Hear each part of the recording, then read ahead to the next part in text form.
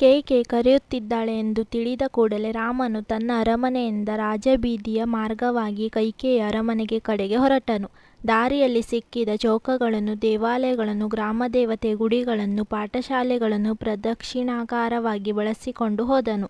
ಜನರು ತನಗೆ ನೀಡಿದ ಆರತಿಯ ಅಕ್ಷತೆಗಳನ್ನು ಸ್ವೀಕರಿಸುತ್ತಾ ಮುಗುಳ್ನಗುತ್ತಾ ಶ್ರೀರಾಮನು ಕೈಕೇಯಿಯ ಅರಮನೆಗೆ ಬಂದನು. ಕೈಕೇಯಿಯ ಅರಮನೆಯಲ್ಲಿನ ದೃಶ್ಯವನ್ನು ನೋಡಿ ಅವನು ದಿಗ್ಭ್ರಾಂತನಾಗಿ ನಿಂತುಬಿಟ್ಟನು.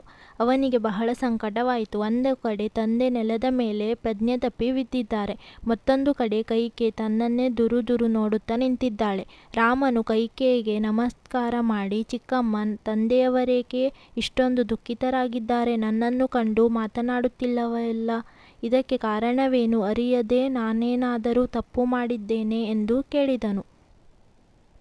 ಕೈಕೇಯಿ, ರಾಮ, ನಾನು ನಿನ್ನ ತಂದೆಯವರನ್ನು ಅವರು ನನಗೆ ಹಿಂದೆ ಕೊಟ್ಟಿದ್ದ 2 ವರಗಳನ್ನು ನೀಡುವಂತೆ ಕೇಳಿದೆ. ಅವರು ಕೇಳಿದ ವರ ಕೊಡುತ್ತೇನೆ ಎಂದು ಮೊದಲು ಪ್ರತಿಜ್ಞೆ ಮಾಡಿದರು. ಈಗ ಅದನ್ನು ಕೊಡುವುದಾಗಿ ಹಿಂದೆ ಮುಂದೆ ನೋಡುತ್ತಿದ್ದಾರೆ. ಇದರಿಂದ ಆಡಿದ ಮಾತಿಗೆ ತಪ್ಪಿದರು ಎಂಬ ಅಪಕೀರ್ತಿ ಅವರಿಗೆ ಬರುತ್ತದೆ. ನನ್ನ ಮಾತನ್ನು ನೀನು ನೆರವೇರಿಸಿದರೆ ನಿನ್ನ ತಂದೆಗೆ ಬರುವ ಅಪಕೀರ್ತಿ ತಪ್ಪುತ್ತದೆ. ನೀನು ನನ್ನ ಮಾತನ್ನು ನೆರವೇರಿಸುತ್ತೀಯಾ ಇಲ್ಲವಾ ಹೇಳು ಎಂದು ಕೇಳಿದಳು. ರಾಮನು ಕೈಕೇಯಿಯು ಹೇಳಿದ ಮಾತನ್ನು ಕೇಳಿದ. ಅವಳ ಮಾತಿನ ಧಾಟಿಯನ್ನು ಕಂಡು ಅವನಿಗೆ ಬಹಳ ಆಶ್ಚರ್ಯವಾಯಿತು. ಇದಕ್ಕೆ ಚಿಕ್ಕಮ್ಮ ಈ ರೀತಿ ಕಠೋರವಾಗಿ ಮಾತನಾಡುತ್ತಿದ್ದಾಳೆ ಎಂದುಕೊಂಡ.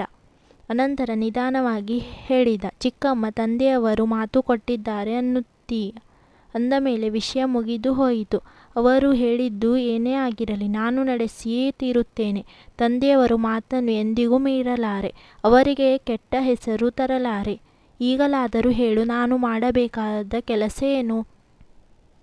ಕೈಕೇಯಿ ಹೇಳಿದಳು, ರಾಮ, ನಿನ್ನ ಬದಲು ಈಗ ಭರತನಿಗೆ ಪಟ್ಟಾಭಿಷೇಕ ಆಗಬೇಕು ಮತ್ತು ನೀನು ನಾರು ಮುಡಿಯುಟ್ಟು 14 ವರ್ಷ ಕಾಲ ವನವಾಸಕ್ಕೆ ಹೋಗಬೇಕು.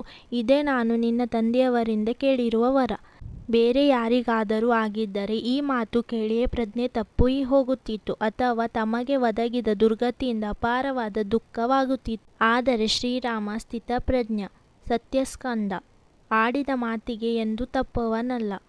ತಾನು ಕಾಡಿಗೆ ಹೋಗಬೇಕು, ಭರತನಿಗೆ ಪಟ್ಟಾಭಿಷೇಕ ಆಗಬೇಕು ಎಂಬುದು ಕೇಳಿ ಅವನು ಸ್ವಲ್ಪವೂ ವಿಚಲಿತನಾಗಲಿಲ್ಲ.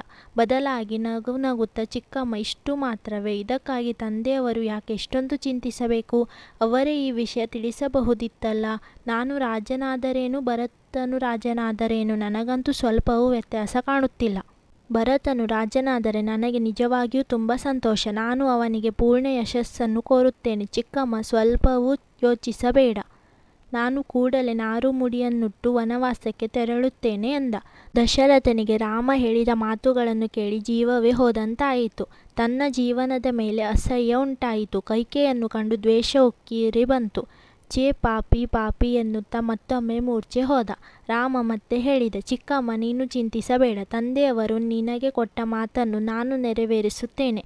ತಂದೆ ತಾಯಿಗಳ ಮಾತನ್ನು ಪಾಲಿಸುವುದೇ ಮಕ್ಕಳ ಕರ್ತವ್ಯ ಎಂದು ನಾನು ನಂಬಿದ್ದೇನೆ. ನನ್ನ ಪ್ರೀತಿ ಪಾತ್ರಳಾದ ಸೀತೆಯನ್ನಾಗಲಿ ಅಥವಾ ನನ್ನ ಜೀವಕ್ಕೆ ಜೀವವಾಗಿರುವ ಲಕ್ಷ್ಮಣನನ್ನಾಗಲಿ ಬಿಟ್ಟು ಇರುತ್ತೇನೆ. ಆದರೆ ತಂದೆಯವರ ಮಾತನ್ನು ಮಾತ್ರ ಖಂಡಿತ ಮೀರುವುದಿಲ್ಲ. ಅದರಲ್ಲೂ ನಿನ್ನ ಆಸೆ ಎಂದ ಮೇಲೆ ಅದು ನನಗೆ ಆಜ್ಞೆಯ ಸಮಾನ. ನಿನ್ನ ಮಾತನ್ನು ನಾನೆಂದು ಮೀರಿದ್ದೇನೆ ಹೇಳು?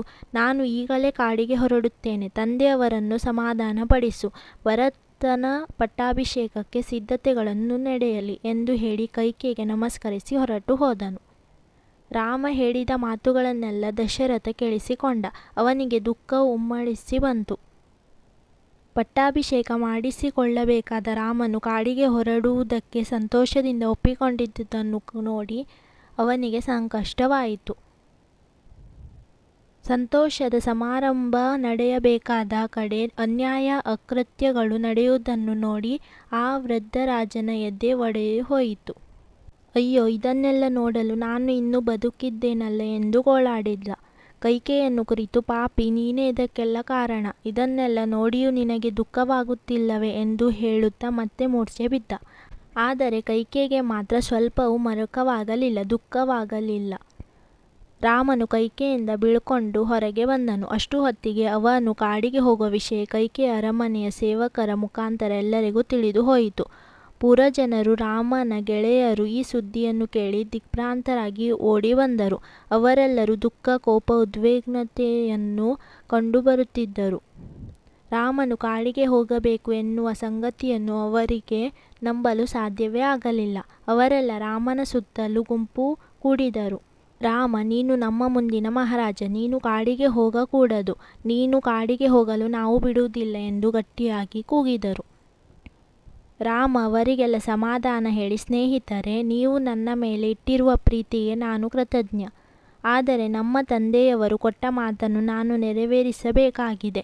ನಮ್ಮ ಚಿಕ್ಕಮ್ಮನ ಆಸೆಯನ್ನು ಈಡೇರಿಸಬೇಕಾಗಿದೆ. ಇದು ನನ್ನ ಕರ್ತವ್ಯ. ಆದ್ದರಿಂದ ದಯವಿಟ್ಟು ಉದ್ರೇಕಗೊಳ್ಳಬೇಡಿ, ಶಾಂತವಾಗಿರಿ ಎಂದ. ನಂತರ ಅವರಿಂದ ನಯವಾಗಿ ಬೀಳ್ಕೊಂಡು ಲಕ್ಷ್ಮಣನ ಜೊತೆಗೂಡಿ ಕೌಸಲ್ಯಾದೇವಿಯ ಅರಮನೆಗೆ ಬಂದ. ಕೌಸಲ್ಯೆಗೆ ಈ ವಿಷಯಗಳೇನು ತಿಳಿಯದು. ಅವಳು ದೇವಗೃಹದಲ್ಲಿ ರಾಮನ ಅಭಿವೃದ್ಧಿಯನ್ನು ಕೋರಿ ಪೂಜೆ ಮಾಡುತ್ತಿದ್ದಳು. ರಾಮನು ಬಂದದ್ದನ್ನು ನೋಡಿ ಅವಳಿಗೆ ಬಹಳ ಸಂತೋಷವಾಯಿತು. ಮಗನನ್ನು ಕರೆದು ಕುಳ್ಳಿರಿಸಿ ಉಪಚರಿಸಿದಳು. ರಾಮ, ನಿನಗೆ ಈ ದಿನ ಪಟ್ಟಾಭಿಷೇಕ ಆಗುತ್ತಿದೆ. ನೀನು ಧರ್ಮದಿಂದ ರಾಜ್ಯ ಆಳಬೇಕು ಎಂದು ಬುದ್ಧಿವಾದ ಹೇಳಿದಳು. ರಾಮ ಹೇಳಿದ, ಅಮ್ಮ, ನಿನಗೆ ಪ್ರಿಯವಾಗಲಾರದ ವಿಚಾರವೊಂದನ್ನು ಹೇಳಬೇಕಾಗಿದೆ. ಆದ್ದರಿಂದ ಶಾಂತ ರೀತಿಯಿಂದ ಕೇಳು. ಅಮ್ಮ, ನನಗಿಂದು ಪಟ್ಟಾಭಿಷೇಕ ನಡೆಯುತ್ತಿಲ್ಲ. ನಾನು 14 ವರ್ಷ ಕಾಡಿಗೆ ಹೋಗುತ್ತಿದ್ದೇನೆ ಎಂದ.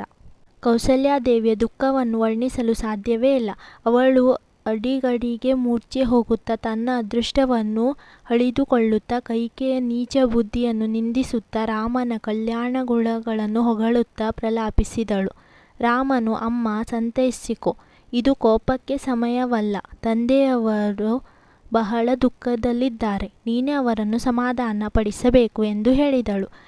ಹಠಾತ್ತಾಗಿ ಬೆಳೆದ ಈ ಘಟನೆಗಳಿಂದ ಲಕ್ಷ್ಮಣನಿಗೆ ಭಯಂಕರವಾದ ಸಿಟ್ಟು ಬಂದಿತು.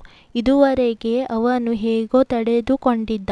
ಕೌಸಲ್ಯೆ ಮತ್ತು ಶ್ರೀರಾಮರ ಮಾತುಗಳನ್ನು ಕೇಳಿದ ಮೇಲಂತೂ ಅವನಿಗೆ ತಡೆದುಕೊಳ್ಳಲೇ ಆಗಲಿಲ್ಲ. ಅವನು, ಅಣ್ಣ, ದುಷ್ಟ ಹೆಂಗಸೊಬ್ಬಳ ಮಾತಿಗೆ ಬೆಲೆ ಕೊಟ್ಟು ನೀನು ಕಾಡಿಗೆ ಹೋಗುವುದು ಸರಿಯಲ್ಲ. ಕೈಕೆಯೇ ನಿನ್ನನ್ನು ಕಾಡಿಗೆ ಹೋಗಲು ಹೇಳುವುದರ ಹಿಂದೆ ಅವಳ ಸ್ವಾರ್ಥ ಅಡಗಿದೆಯಲ್ಲವೇ? ತನ್ನ ಸ್ವಂತ ಮಗ ಪಟ್ಟಕ್ಕೆ ಬರಲಿ ಎಂಬ ದುರಾಸೆ ಅವಳದ್ದು. ಇಂತಹ ಮಾತಿಗೆ ನೀನು ಬೆಲೆ ಕೊಡಕೂಡದು ಎಂದು ಹೇಳಿದನು. ಆಗ ರಾಮನು, ಲಕ್ಷ್ಮಣ, ಇಲ್ಲಿ ನಾವು ಕೈಕೆಯ ಉದ್ದೇಶದ ಬಗ್ಗೆ ಮಾತನಾಡಬಾರದು. ತಂದೆಯವರು ಕೈಕೆಗೆ ಕೊಟ್ಟ ಮಾತಿಗೆ ಬೆಲೆ ಕೊಡಬೇಕು. ನಾವು ಆಡಿದ ಮಾತಿಗೆ ಎಂದೂ ತಪ್ಪಬಾರದು. ಪರಶುರಾಮನು ತನ್ನ ತಂದೆ ಆಜ್ಞೆಯನ್ನು ಕೇಳಿ ಸ್ವಂತ ತಾಯಿಯ ತಲೆಯನ್ನೇ ಕಡಿದು ಹಾಕಲಿಲ್ಲವೇ? ಸಗರನ ಮಕ್ಕಳನ್ನು ತಂದೆ ಆಜ್ಞೆಯಂತೆ ಯಜ್ಞಾಶ್ವವನ್ನು ಹುಡುಕಲು 3 ಲೋಕಗಳನ್ನೆಲ್ಲ ಪ್ರದಕ್ಷಿಣೆ ಮಾಡಲಿಲ್ಲವೇ? ಆದುದರಿಂದ ತಂದೆಯ ಮಾತು ನಮಗೆ ಆಜ್ಞೆಯ ಸಮಾನ.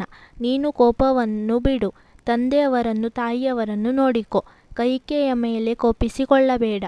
ಅವಳು ಕೆಟ್ಟ ಹೆಂಗಸು ಎಂದು ಅಳಿಯಬೇಡ. ಪಾಪ, ಇದರಲ್ಲಿ ಅವಳ ತಪ್ಪು ಏನೂ ಇಲ್ಲ. ಅವಳು ಕೆಟ್ಟ ಮಾತು ಆಡಿರುವುದನ್ನು ನೀನು ಹಿಂದೆ ಎಂದಾದರೂ ಕೇಳಿದ್ದೀಯಾ? ನನ್ನನ್ನು ನಿನ್ನನ್ನು ಭರತನಂತೆ ಪ್ರೀತಿಸುತ್ತಿಲ್ಲವೇ?